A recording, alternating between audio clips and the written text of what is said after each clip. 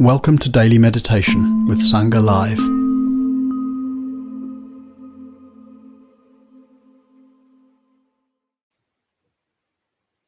Good morning, everybody. Hope you're doing well.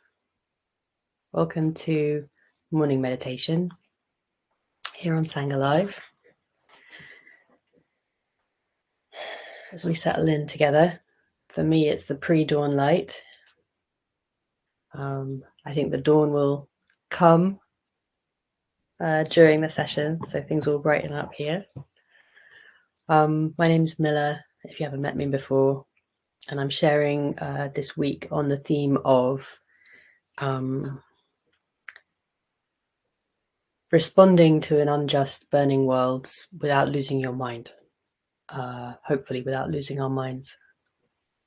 And in order to do this, I'm suggesting some approaches, 7 approaches, which I'm calling the 7 paths of responsiveness.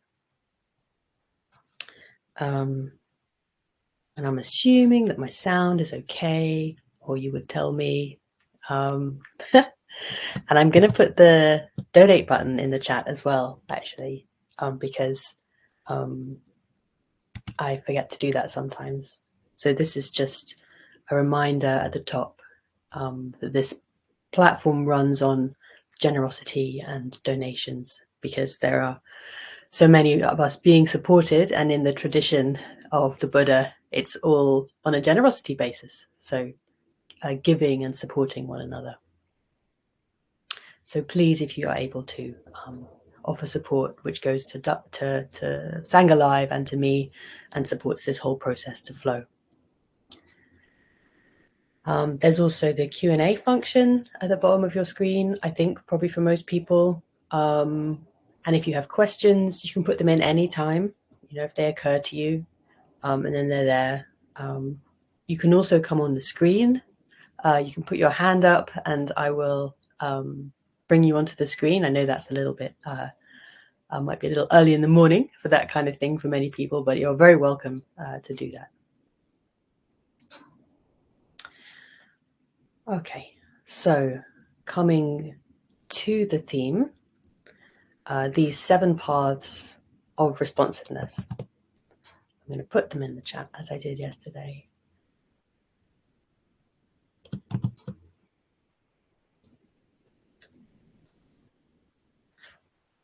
And I think somebody is raising their hand. I'm going to put it down again. Okay, yeah, that's where the button is. Great. Okie dokes.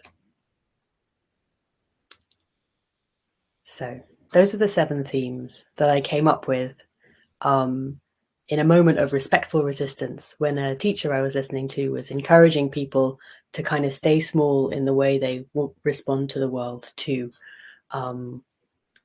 keep it like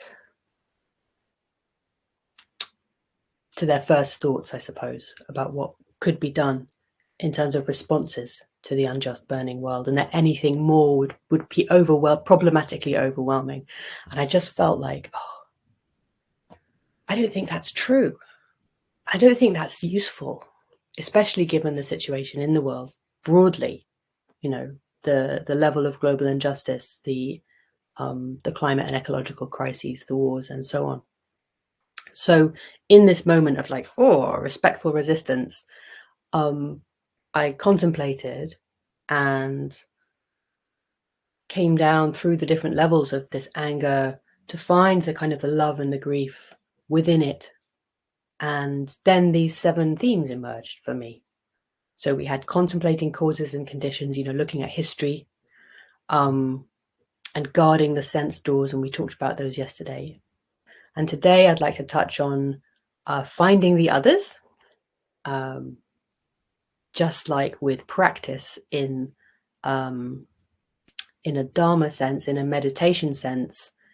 So engaging responsibly with the world is a group endeavor, can be a group endeavor, is great if it's a group endeavor. The Buddha said time and time again, do it with your mates. And then the other one is choose your line. So if you are going to find the others who are interested in an issue that motivates you and who you feel approach it in a way that makes sense, then that involves also kind of choosing what you think about those things, like what is important, what moves me, and given my understanding based on causes and conditions, and looking at the history of everything and the my widest understanding of what's going on, where do I think is most useful to intervene? Where do I think I want to take action, to offer my participation, to join with others in pushing to change things? So they're quite related, the idea of finding the others and choosing your line. And you can see parallels with this in every area of life, whatever work you've chosen to do in your life, whatever other activities you have, probably with other people, and probably you chose, you said, oh, that's what I want to do in this part of the world. So it's really similar.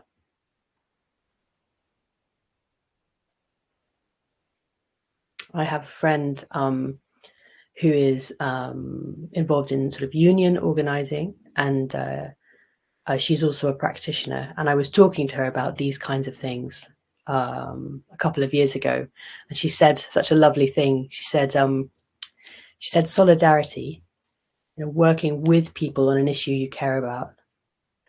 She said solidarity is just such a joy.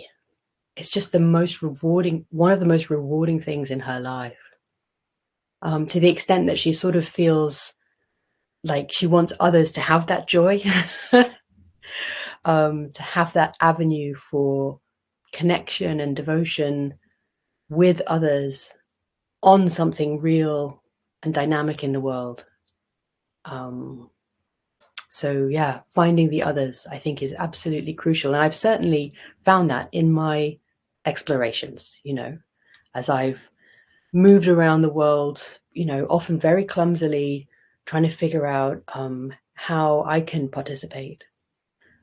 Over time, to me, it has seemed like choosing wise friends is just so core to that.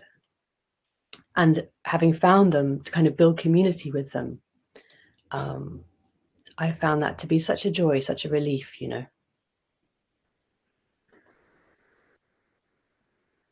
So finding the others, absolutely core, finding Sangha in this part of life, in this essential part of life.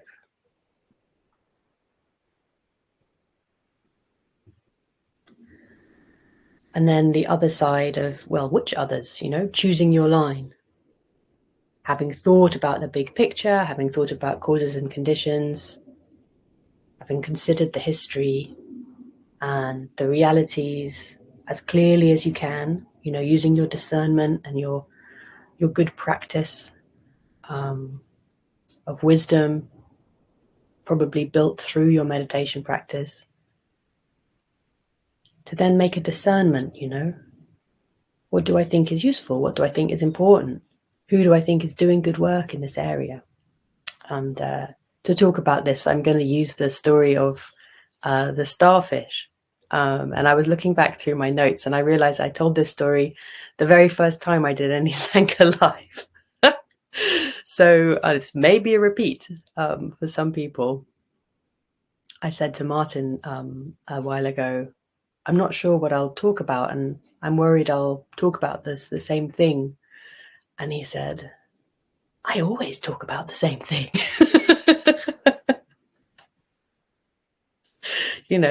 It's engaging with the world. It's finding freedom and fluidity in our lives, in our showing up. There's a million angles on it, but it's kind of always the same thing. So that was reassuring. Anyway, so here's the starfish story. There's a woman walking along a beach, and there are thousands and thousands of stranded starfish.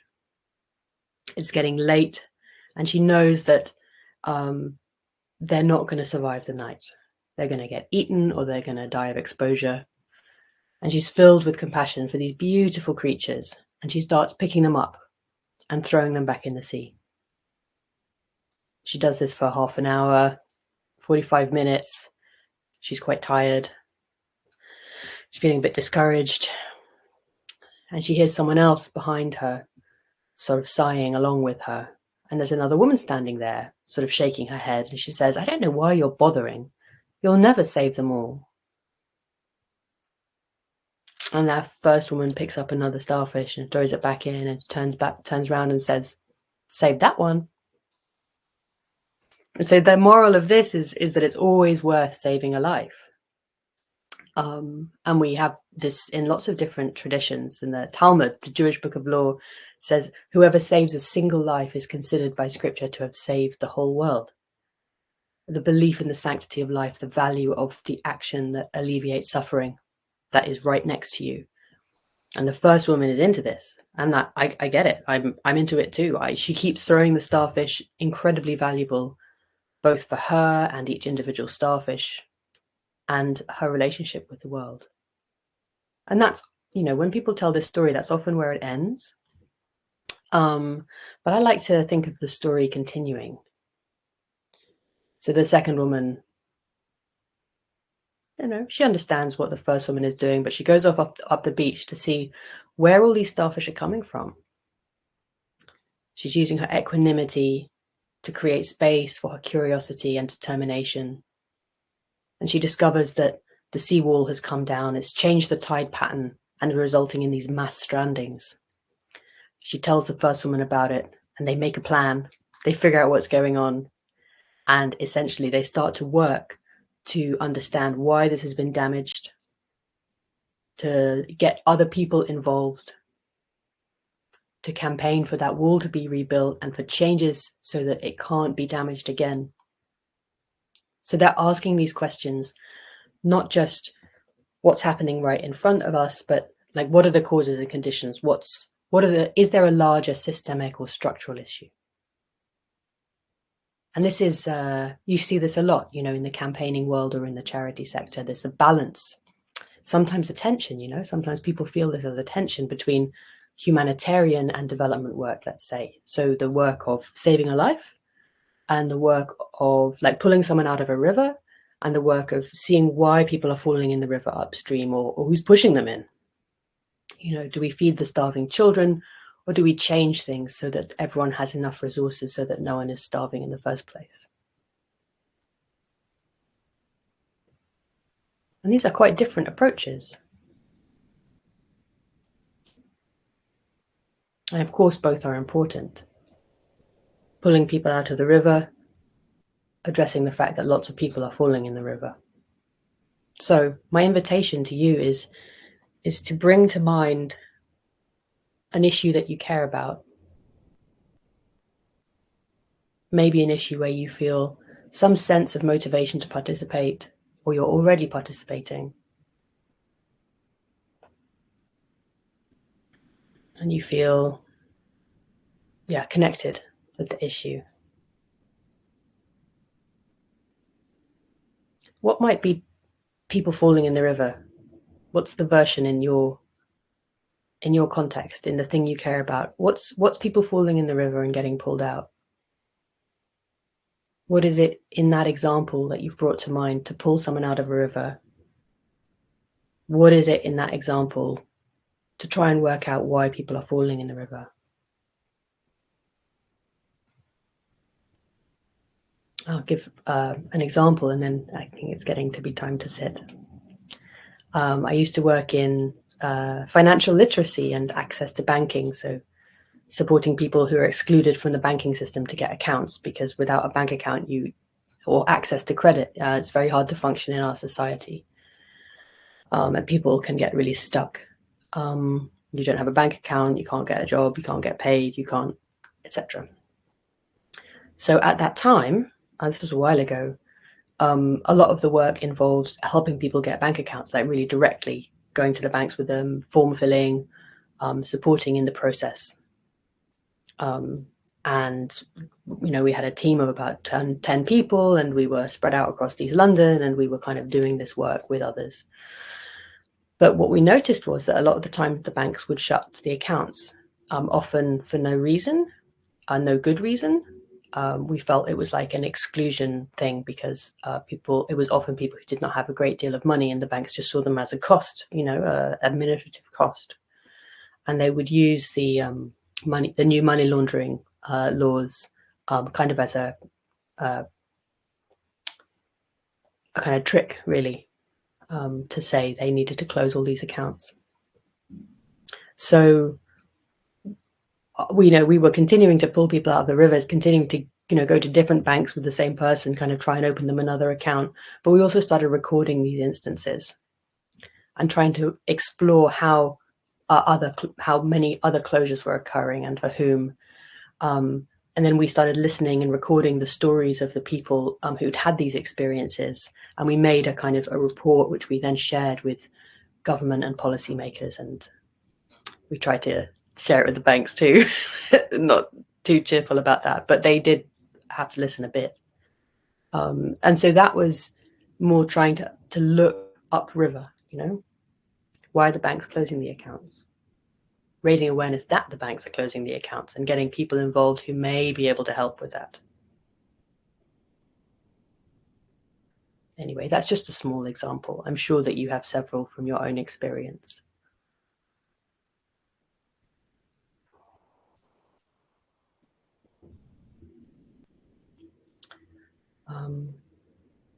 And coming back to this idea of finding the others, my experience is that when I think in this way, when I try and do a kind of imaginary mapping of what different responses might be to a challenge or to something that I care about, and then I start like Googling around or talking to people and trying to figure it out, I find what emerges is often a kind of ecosystem of responses.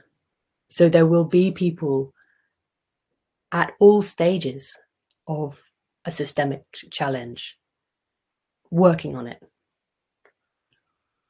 Like the poet Diane de Prima, she said in her revolutionary letters, we need all of us from all sides shoving at this thing to bring it down. So many of these responses will be valuable and valid. And there will already be people working on things. So it's a case of kind of moving around and trying things out and kind of meeting the others, finding the others. Like a mandala, an ecosystem or a mandala.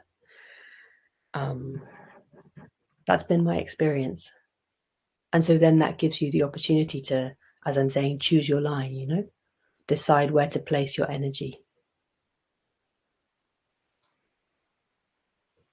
Your energy may be giving money, your energy may be learning from the voices of those affected or suffering. Your energy may be meeting with others to organize, to form a group, or to join a group that participates in some way. And in any issue, there'll be this kind of ecosystem, this mandala. There'll be people who've decided not to be an individual.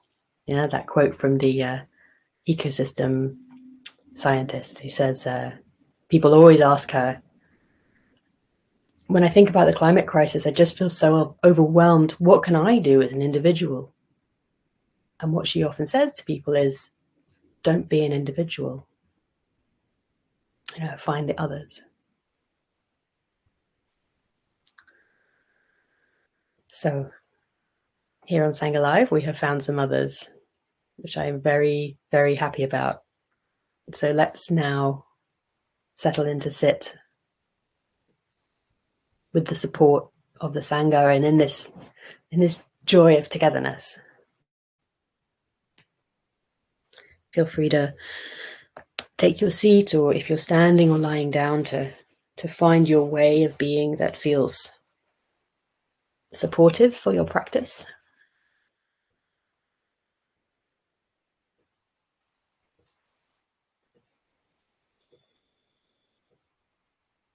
You're welcome to take some movements. I encourage you, in fact, to take some movements to help you settle.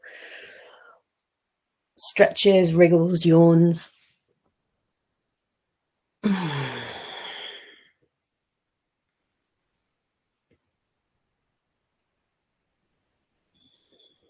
And then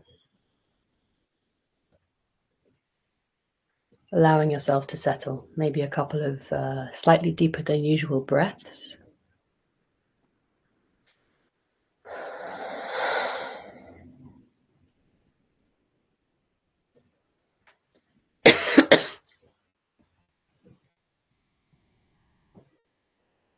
Allowing your weight to fall down, be held by the earth.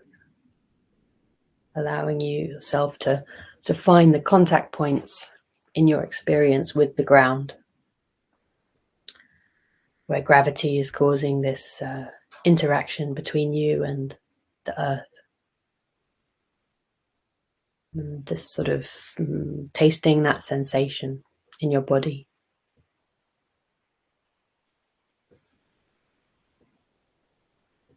Seeing what it's like to come into contact with the simplicity of experience in the moment.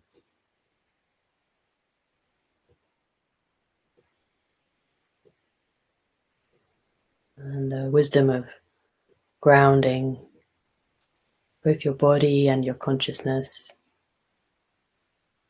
in the simplicity of that experience in the moment.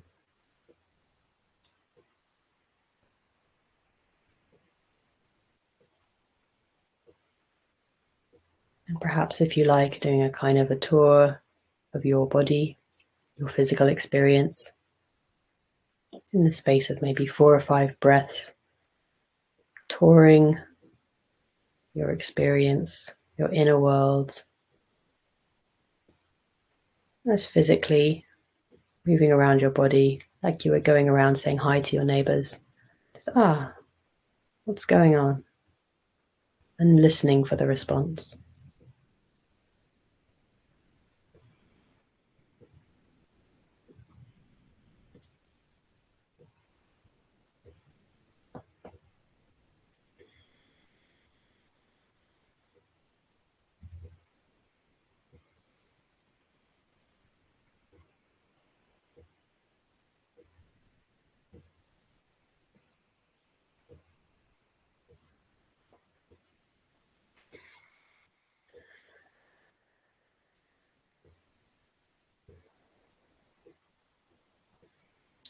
And if you're anything like me, there may be some places of tension or holding. And if you like, inviting them to soften, to relax, even just a little bit.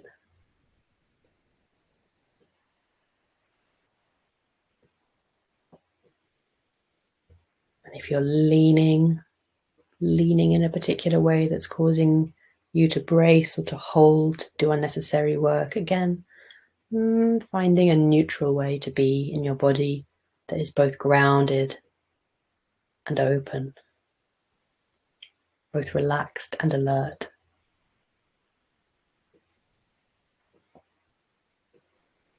A place of responsiveness.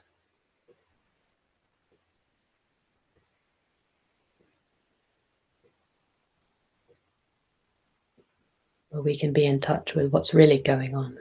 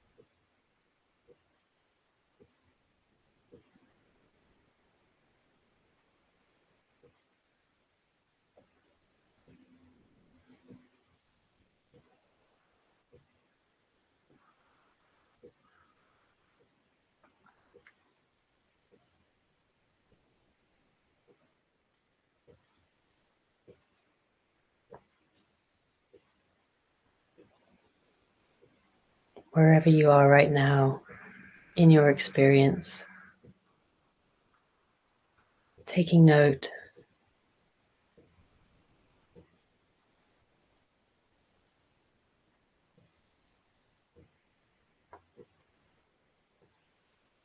and choosing your response.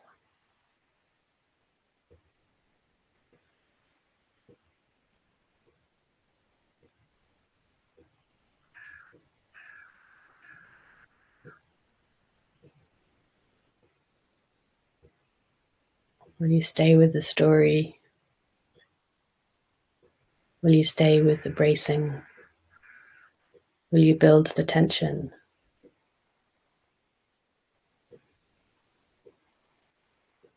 Or will you release your grip and drop down into the heart of things?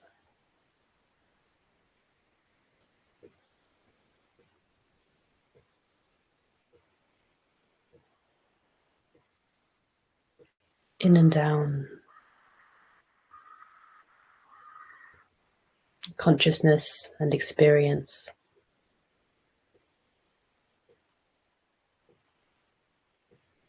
mysteriously blending.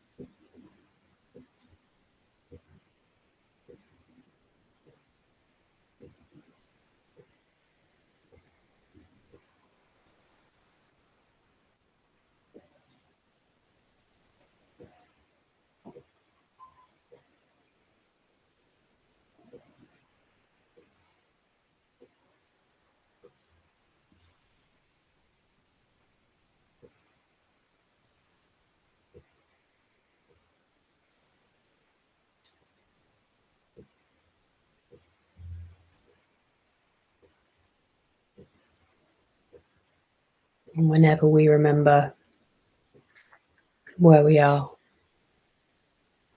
that we are, remembering we can choose our response.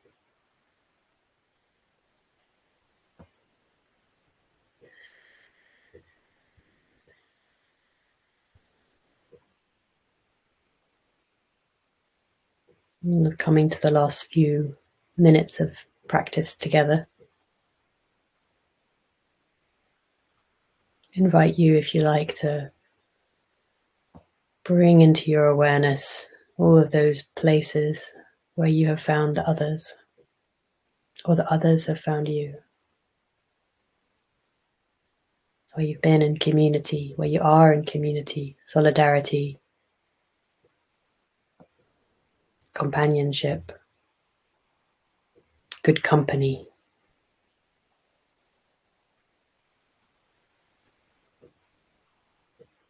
Maybe from the past, maybe in the present. Different places, different spheres of life. Maybe in the future.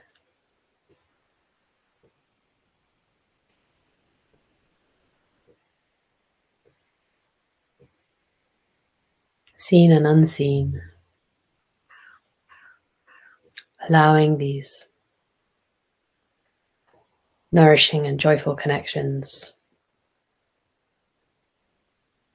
to be with you now. And feeling their support, the love and joy of togetherness with others.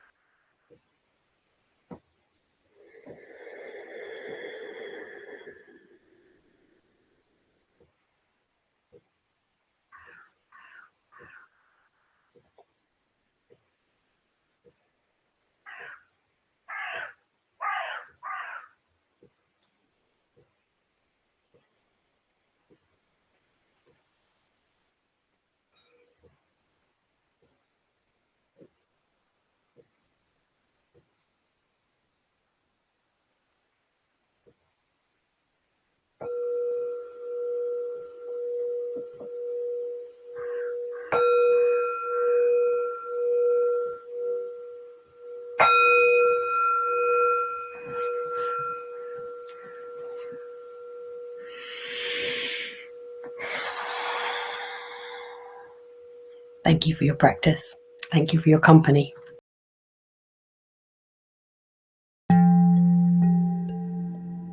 Today's podcast is an offering to you from our archive of freely available live daily classes. We make wisdom teachings and meditations as freely available as possible to as many people as wish to practice. You can help ensure we can continue to support a worldwide Sangha by leaving a review wherever you get your podcasts, by sharing this with someone who'd be interested, and by offering a small financial support at sangha.live/donate.